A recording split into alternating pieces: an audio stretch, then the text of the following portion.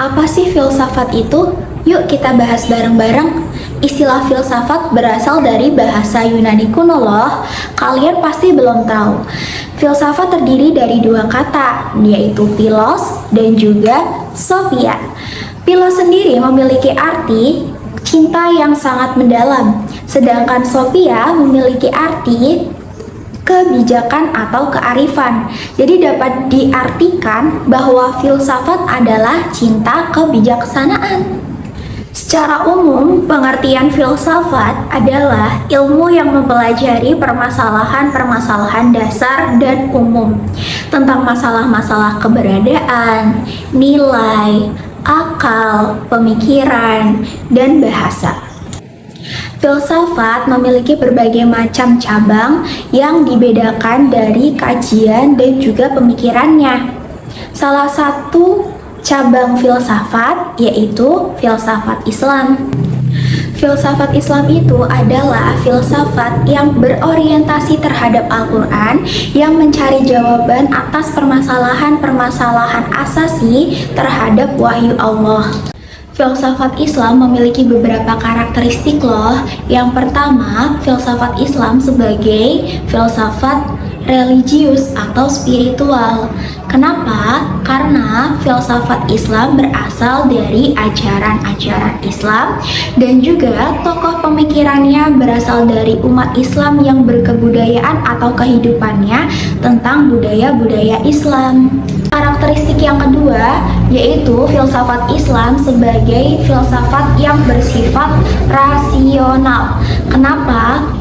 Walaupun filsafat Islam sebagai religius dan spiritual, tapi dalam mengemukakan problematika di alam semesta masih mengedepankan akal dan logika.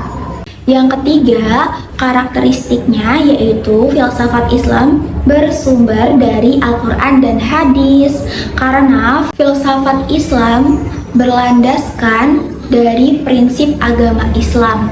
Jadi, filsafat Islam berpedoman pada dalil-dalil wahyu dan dalil-dalil rasional atau dalil akli. Selanjutnya, aku bakal kasih tahu tokoh-tokoh filsafat Islam. Berikut penjelasannya. Tokoh filsafat Islam yang pertama yaitu Al-Kindi. Al-Kindi merupakan filsuf Islam yang ternama. Bukan hanya seorang filsuf, Al-Kindi juga merupakan seorang ilmuwan ternama pada zamannya. Berkaitan filsafat, Al-Kindi berpendapat bahwa antara agama dan filsafat tidak ada pertentangan. Menurut Al-Kindi, ilmu tauhid merupakan cabang ilmu termulia dari filsafat. Selain itu, Al-Kindi berpendapat bahwa filsafat adalah cara untuk mencari hakikat dari suatu kebenaran dan hakikat pertama adalah Tuhan. Tokoh filsafat Islam yang kedua yaitu Al-Farabi. Al-Farabi adalah seorang filsuf Islam yang memberikan pemikiran mengenai konsep kebahagiaan. Menurutnya, kebahagiaan merupakan hal tertinggi yang didambakan oleh manusia.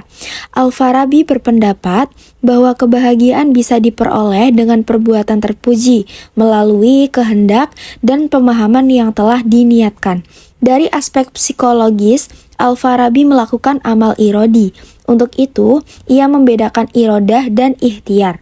Menurut Al-Farabi, irodah atau kehendak dilahirkan oleh rasa rindu dan keinginan yang dibangkitkan oleh rasa dan imajinasi, sedangkan ikhtiar semata-mata dilahirkan pemikiran dan analisa.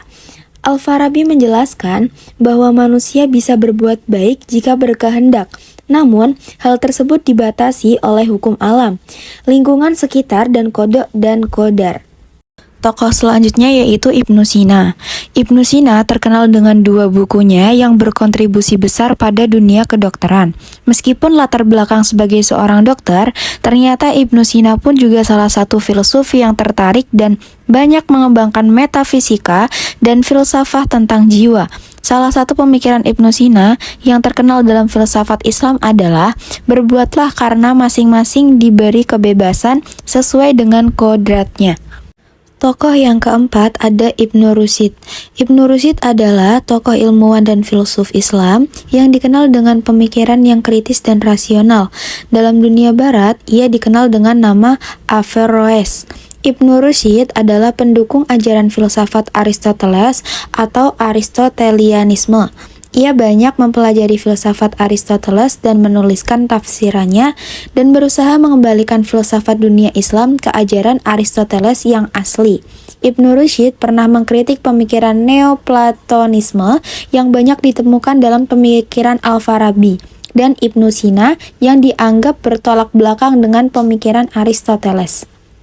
Salah satu pemikiran yang terkenal adalah akal pikiran bekerja berdasarkan maj'ani, kulliyah, yang mana di dalam pengertian umum di dalamnya mencakup hal-hal penting yang bersifat juz'iyah atau partial. Dan tokoh yang terakhir ada Al-Ghazali. Al-Ghazali adalah salah satu tokoh filsafat Islam yang terkenal dengan karya-karya filsafatnya. Salah satu pemikirannya adalah ilmu pengetahuan sebenarnya tidak dapat ditangankan menggunakan panca indera manusia. Oleh sebab itu, Al-Ghazali disebut lebih mempercayai akal daripada panca indera. Sebagai filsuf yang menjadi seorang akademisi di Nizamiyah, Baghdad, Al-Ghazali banyak menerbitkan karya-karya filsafatnya. Nah, begitu video penjelasan tentang filsafat versi aku.